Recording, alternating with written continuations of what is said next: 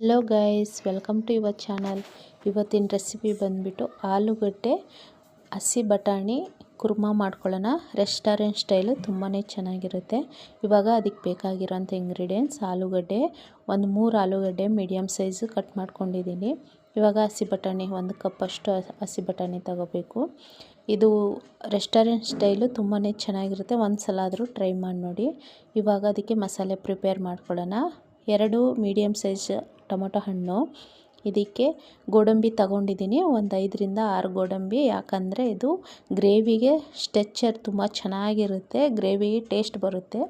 ಇವಾಗ ಶುಂಠಿ ಹಾಕ್ಕೋಬೇಕು, ಬೆಳ್ಳುಳ್ಳಿ ಹಾಕ್ಕೋಬೇಕು. ಇದಕ್ಕೆ ಹಸಿಮೆಣ್ಸಿನ್ಕಾಯಿ ಹಾಕ್ತಾಯಿದ್ದೀನಿ. ನೀವು ಬೇಕಂದರೆ ಖಾರದ ಪುಡಿ ಹಾಕ್ಕೋಬೋದು, ಅಷ್ಟು ಟೇಸ್ಟ್ ಇರಲ್ಲ, ರೆಸ್ಟೋರೆಂಟ್ ಟೇಸ್ಟ್ ಬರೋದಿಲ್ಲ.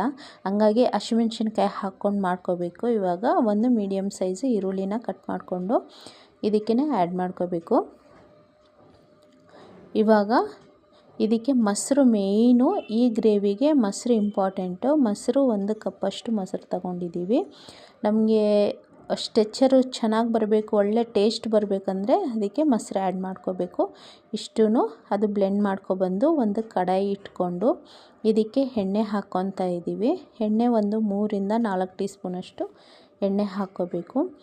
ಎಣ್ಣೆ ಕಾದ ನಂತರ ಇದಕ್ಕೆ ಸ್ಪೈಸಸ್ ಎಲ್ಲ ಸ್ವಲ್ಪ ಆ್ಯಡ್ ಮಾಡ್ಕೋಬೇಕು. ಚಕ್ಕೆ, ಲವಂಗ, ಇದಕ್ಕೆ 2 ಏಲಕ್ಕಿ, ಒಂದೇ ಒಂದು ಪಲಾವ್ ಎಲೆನ ಚಿಕ್ಕದಾಗಿ ಒಂದು 3 ಪೀಸ್ ಕಟ್ ಮಾಡಿ ಹಾಕಿದ್ದೀನಿ. ಇಷ್ಟೂ ಸ್ಪೈಸಸ್ ಆ್ಯಡ್ ಮಾಡಿಕೊಂಡು ಇವಾಗ ಕಟ್ ಮಾಡ್ಕೊಂಡು ಇಟ್ಕೊಂಡಿರೋ ಅಂಥ ಆಲೂಗಡ್ಡೆ ಹಾಕಿಬಿಟ್ಟು ನೀಟಾಗಿ ಎಣ್ಣೆಯಲ್ಲೇ ಫ್ರೈ ಆಗಬೇಕು. ನಮಗೆ ಆಲೂಗಡ್ಡೆ ಎಣ್ಣೆಯಲ್ಲೇ ಫ್ರೈ ಆದರೆ ಟೇಸ್ಟ್ ತುಂಬಾ ಚೆನ್ನಾಗಿರುತ್ತೆ ಒಂಥರ. ಹಂಗಾಗಿ ಮೊದಲು ಆಲೂಗಡ್ಡೆ ಎಣ್ಣೆಯಲ್ಲೇ ಫ್ರೈ ಮಾಡ್ಕೋಬೇಕು. ಇವಾಗ ನಾವು ಇದಕ್ಕೇ ಹಸಿ ಬಟಾಣಿನೂ ಇದಕ್ಕೇ ಆ್ಯಡ್ ಮಾಡಿಕೊಂಡು ಆಲೂಗಡ್ಡೆ ಬಟಾಣಿ ಎರಡೂ ನೀಟಾಗಿ ಎಣ್ಣೆಯಲ್ಲೇ ಫ್ರೈ ಆಗಬೇಕು. ಒಂದು 10 ನಿಮಿಷ ಹಸಿ ವಾಸನೆ ಹೋಗೋವರೆಗೂ ಫ್ರೈ ಮಾಡ್ಕೋಬೇಕು.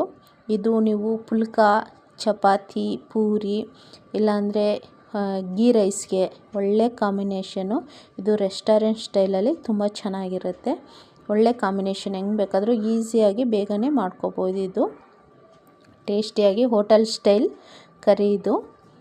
ಇವಾಗ ನೋಡಿ ಫ್ರೈ ಆಗ್ತಿದೆಯಲ್ಲ, ಅದಕ್ಕೇ ಸ್ವಲ್ಪ ಅರಿಶಿನ, ರುಚಿಗೆ ತಕ್ಕಷ್ಟು ಉಪ್ಪು, ಅದಕ್ಕೆ ನಾನು ಖಾರ ಹಾಕ್ತಾಯಿಲ್ಲ, ರುಬ್ಬಿಟ್ಕೊಂಡಿರೋಂಥ ಪೇಸ್ಟನ್ನು ಹಾಕ್ಕೋಬೇಕು. ಈ ರೀತಿ ನೈಸಾಗಿ ಪೇಸ್ಟ್ ಮಾಡ್ಕೋಬೇಕು. ಮಸಾಲೆ ಎಷ್ಟು ಚೆನ್ನಾಗಿ ಪೇಸ್ಟ್ ಆಗುತ್ತೋ ಅಷ್ಟು ಚೆನ್ನಾಗಿ ಗ್ರೇವಿ ಥಿಕ್ನೆಸ್ ಆಗಿ ತುಂಬ ಚೆನ್ನಾಗಿ ಬರುತ್ತೆ. ಇದು ಮೇನ್ ಇಂಪಾರ್ಟೆಂಟ್ ಏನಂದರೆ ಎಣ್ಣೆಯಲ್ಲೇ ಚೆನ್ನಾಗಿ ಫ್ರೈ ಆಗಬೇಕು, ಹಸಿ ವಾಸನೆ ಹೋಗೋವರೆಗೂ. ನೋಡಿ ಎಷ್ಟು ಕಲರ್ಫುಲ್ಲಾಗಿ ಕಾಣಿಸ್ತಾ ಇದೆ. ಇದಕ್ಕೆ ಪುಲ್ಕಾನೂ ಸಹ ಒಳ್ಳೆ ಕಾಂಬಿನೇಷನ್, ಪುಲ್ಕಾಗೂ. ಇವಾಗ ಹಸಿ ವಾಸನೆ ಹೋಗೋವರೆಗೂ ಈ ಥರ ಎಲ್ಲ ಮಸಾಲೆ ಸ್ವಲ್ಪ ಫ್ರೈ ಮಾಡ್ಕೊಂಡು ಇವಾಗ ಲೋ ಫ್ಲೇಮಲ್ಲಿ ಇಟ್ಕೋಬೇಕು. ನಾನು ಸ್ವಲ್ಪ ಧನಿಯಾ ಪುಡಿ ಹಾಕಿದ್ದೀನಿ, 1-2 ಟೀ ಸ್ಪೂನಷ್ಟು ಧನಿಯಾ ಪುಡಿ ಆ್ಯಡ್ ಮಾಡಿದ್ದೀನಿ. ಒಂದು ಅರ್ಧ ಟೀ ಸ್ಪೂನಷ್ಟು ಗರಂ ಮಸಾಲ ಹಾಕಿದ್ದೀನಿ. ನೋಡಿ ಈ ರೀತಿ ಎಲ್ಲ ಮಿಕ್ಸ್ ಮಾಡ್ಕೋಬೇಕು. ನೀವು ಇದಕ್ಕೆ ಬೇರೆ ವೆಜಿಟೇಬಲ್ ಆ್ಯಡ್ ಮಾಡ್ಕೋಬೋದು, ಬಟ್ ಇದು ಬಟಾಣಿ ಆಲೂಗಡ್ಡೆ ಹಾಕೋದ್ರಿಂದನೇ ಚೆನ್ನಾಗಿರುತ್ತೆ. ಇವಾಗ ನೋಡಿ ಲಿಡ್ನ ಕ್ಲೋಸ್ ಮಾಡಿಬಿಟ್ಟು ಇವಾಗ ಎಣ್ಣೆ ಎಲ್ಲ ಸೈಡ್ ಬಿಟ್ಕೊಂಡಿದೆ ಅಲ್ಲ, ಇವಾಗ ಗ್ರೇವಿ ರೆಡಿಯಾಗಿದೆ. ಬೇರೆ ಅಡಿಷ್ನಲ್ ಆಗಿ ಏನೂ ಆ್ಯಡ್ ಮಾಡೋಕ್ಕೆ ಹೋಗಬಾರ್ದು. ಅಷ್ಟೇ, ನಾವೇನು ಮಸಾಲೆ ಪೇಸ್ಟ್ ಮಾಡ್ಕೊಂಡಿದ್ವೋ ಅದೇ ಒಳ್ಳೆ ಘಮ ಬರುತ್ತೆ. ಒಂದು ಸಲ ಆದರೂ ಟ್ರೈ ಮಾಡಿ ನೋಡಿ, ತುಂಬ ಚೆನ್ನಾಗಿರುತ್ತೆ ಇದು ಗ್ರೇವಿ.